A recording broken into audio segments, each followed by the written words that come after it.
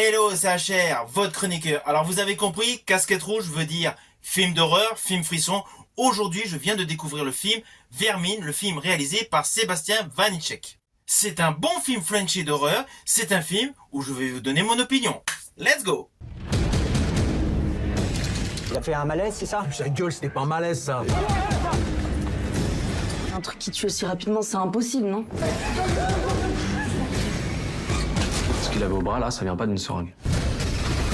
Si ça vient pas d'une seringue, ça vient de quoi alors?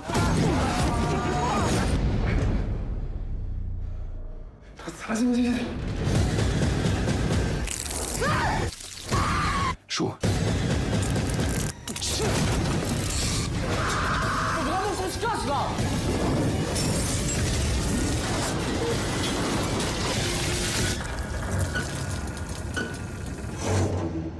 Ah oui, petit détail au début qui m'a surpris, j'ai l'habitude de regarder Netflix, mais voir le N de Netflix au début de ce film dans le cinéma, ça m'a surpris. Netflix dans un cinéma, ça fait bizarre.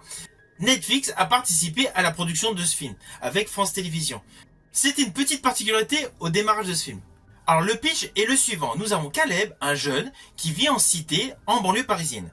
Il est passionné d'animaux exotiques, principalement les insectes, les araignées. Et l'une d'elles s'échappe d'une de ses boîtes de chaussures. Voilà, c'est le point de départ de cette histoire horrifique. Bien évidemment, vous avez vu la bande-annonce, vous savez que les araignées vont grandir, ce n'est un secret pour personne, il va y avoir moult araignées dans l'immeuble. Alors j'ai particulièrement aimé la scène d'ouverture de ce film. Elle se déroule dans un pays oriental, notamment dans le désert. Là, on y découvre des collecteurs d'insectes. Alors pour la petite histoire, j'ai eu l'occasion jadis d'aller dans le désert et j'ai fait la connaissance de réels collecteurs d'insectes. Ce petit détail au début du film, en fait, est bien réel. Sauf que bien évidemment, je n'ai pas vu ce qui se produit au début du film dans la réalité. C'était pour la petite histoire. Alors concernant ce film où il est question d'invasion d'araignées, on est vraiment dans le même registre que certains films américains, je pense notamment à Arak Attack.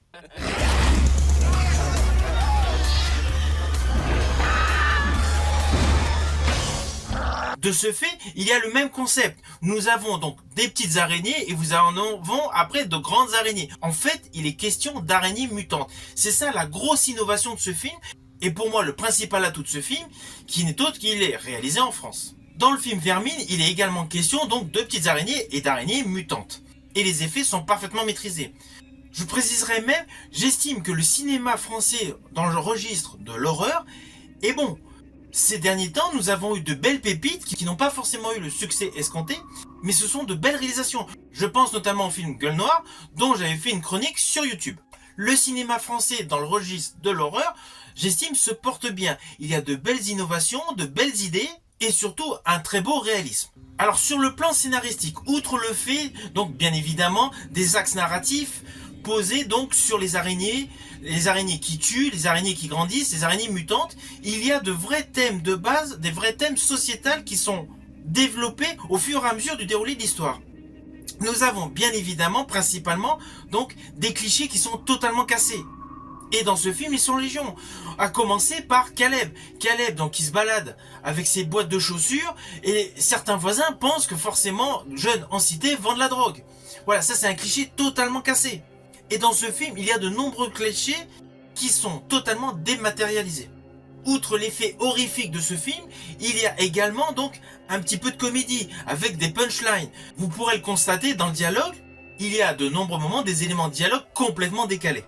Ainsi, nous avons des punchlines qui interviennent à différentes séquences. Bien évidemment, comme ça se déroule dans une cité, vous avez en musique de fond principalement de la musique rap, mais il n'y a pas que de la musique rap en fond sonore de ce film. Il y a de très beaux effets visuels, les plans séquences sont parfaitement réalisés. Alors j'ai particulièrement aimé certains travelling au fil du film. Et il y a un effet de caméra que j'ai bien aimé, c'est lorsque un individu dans un appartement donc se met à regarder sous son lit. Là il y a un retournement de caméra, c'est particulièrement bien filmé. Ne vous inquiétez pas, je ne vais pas aller plus loin en détail scénaristique pour le moment. Je souhaite vraiment que vous ayez la surprise en allant découvrir ce film dans les salles obscures. La réalisation est donc très dynamique, très fluide. La photographie est très belle et je dirais même qu'en réfléchissant vraiment sur l'aspect photographie de ce film, la colorimétrie, on pense aisément au style de couleurs qu'on avait jadis dans le film espagnol Rec.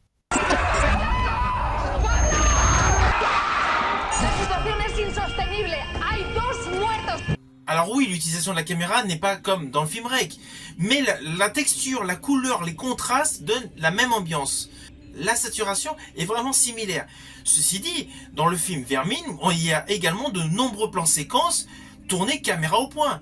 On suit dans le dédale des couloirs donc de la cité, comme si on y était. La caméra est vraiment au point, caméra à l'épaule. Ça donne un effet dynamique et surtout permet à de nombreux moments d'avoir une montée d'adrénaline. Alors je vous le dis d'entrée de jeu, vous allez avoir des jumpscares. Même si ce n'est pas forcément le film le plus terrifiant, mais vous allez avoir votre dose de montée d'adrénaline, vous allez avoir votre dose de frissons, et surtout vous allez avoir des jumpscares. Et l'effet des CGI, voilà, de tout ce qui est VFX, tout ce qui est FX, est parfaitement utilisé.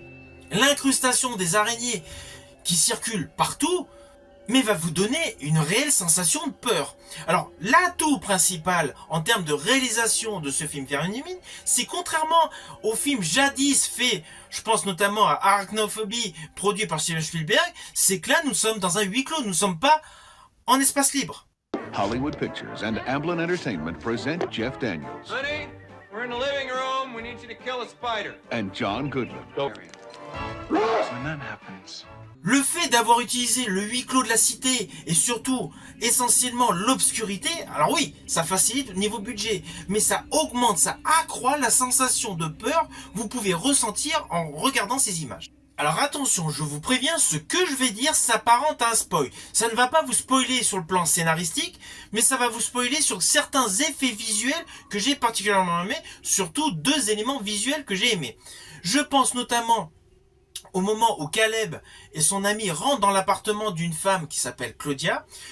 Tout se joue dans l'obscurité. Nous avons la fameuse Claudia donc qui est assise sur un fauteuil. Et là, son crâne bouge et il y a l'effet donc avec l'araignée qui sort de sa bouche, qui est en fait dans son corps. Là, c'est particulièrement maîtrisé, c'est particulièrement effrayant. Vous allez avoir une vraie montée d'adrénaline à cet instant-là. Et l'autre scène visuellement que j'ai bien aimé, je pense que ça a dû être fait par Animatronics, c'est que nous avons une immense araignée qui se retrouve donc devant le véhicule où Caleb, sa sœur et la copine de sa sœur sont en fuite. Ce plan de la voiture éclairant donc cette immense araignée est très esthétique. Les éclairages, la luminosité confèrent à cet instant une très belle séquence qui résume la globalité du thème de ce film.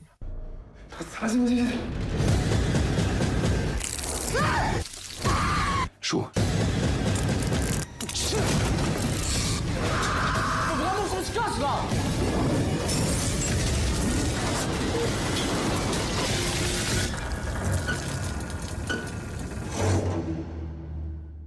Alors au final, vous avez compris, j'ai bien aimé le film Vermine, c'est un bon film d'horreur français.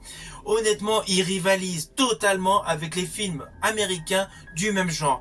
Ce n'est pas le plus grand film sur le plan scénaristique, certes, mais c'est le film qui correspond à tous les aficionados du genre. Il ne faut surtout pas hésiter à aller le voir quand on aime ce genre de film. J'espère que ma chronique vous aura plu. Si vous avez aimé, pensez à la liker, pensez à la partager. Si vous n'êtes pas abonné, pensez à vous abonner. Surtout, pensez à la petite cloche pour les notifications. Quant à moi, je vous dis à bientôt pour une prochaine chronique.